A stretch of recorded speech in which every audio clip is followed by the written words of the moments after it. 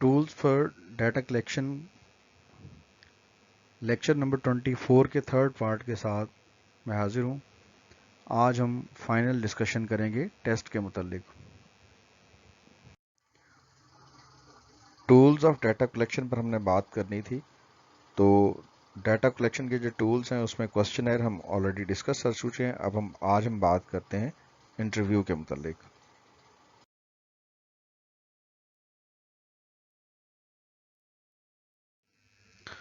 Text को conduct करते हुए कुछ लिमिटेशन सामने आई हैं, जैसा कि ओवर क्राउडेड क्लासरूम्स हैं। क्लासरूम्स में स्टूडेंट्स की तादाद बहुत ज़्यादा है, हैवी कंटेंट है, टीचर्स को सही तरह से पढ़ाने का टाइम नहीं मिल पाता, टीचर्स ओवरबर्डन्ड हैं।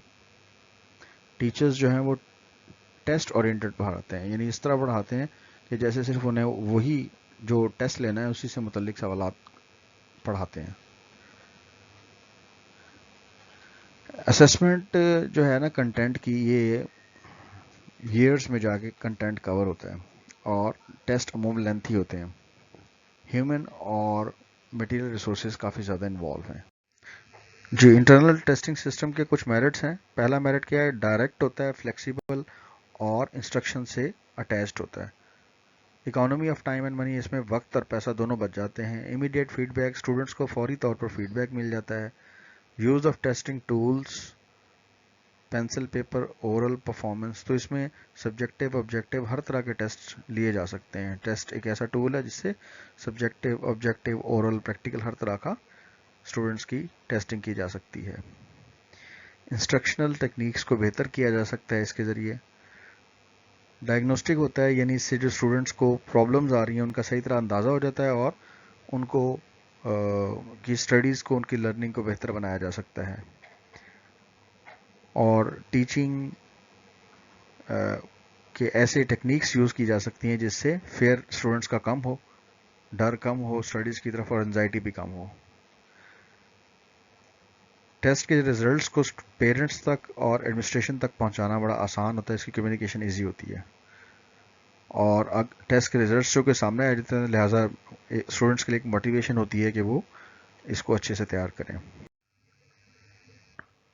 डिमेरिट्स में यह है कि अच्छा टेस्ट कंस्ट्रक्ट करना एक मुश्किल बात है।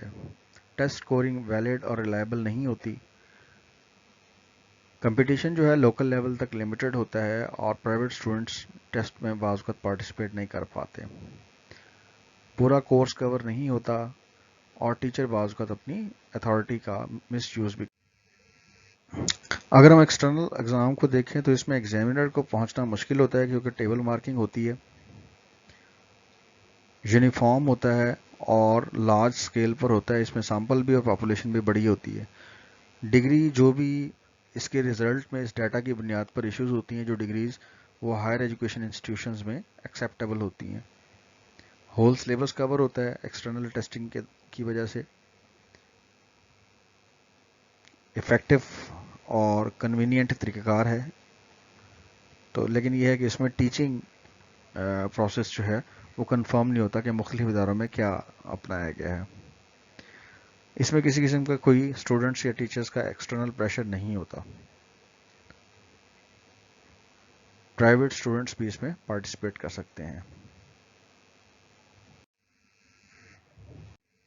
एक्सटर्नल टेस्टिंग के कुछ ड्रॉबैक्स हैं, जैसे कि टीचिंग है जो होती है वो टोटली स्टूडेंट ओरिएंटेड होती है, अनफेयर मीन स्टूडेंट्स यूज़ करते हैं और पॉपुलेशन बहुत बड़ी होती है और स्टूडेंट्स को प्रॉपर फीडबैक नहीं मिलता, तो इसलिए या डिलेड फीडबैक मिलता है। और जो पेपर्स वगैरह मार्क होते हैं वो स्टूडेंट्स को नहीं दिखाए जाते, क्योंकि एक्सटर्नल एग्जामिनेशन में स्टूडेंट्स को ये दिखाने के लिए अलग से पे करना पड़ता है पेपर वगैरह देखने के लिए। और स्टूडेंट अगर बीमार हो गया या एक्सीडेंट हो गया तो उसको किसी किस्म की रिलैक्सेशन नहीं दी जाती एग्जाम्स में।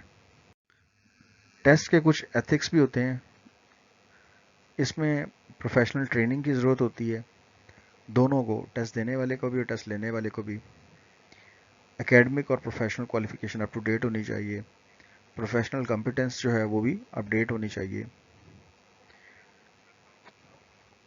और टेक्निकली जो रिक्वायरमेंट्स होती हैं उनके अकॉर्डिंगली जो टेस्ट है वो तमाम बेसिक रूल्स को और प्रिंसिपल्स को फॉलो करे।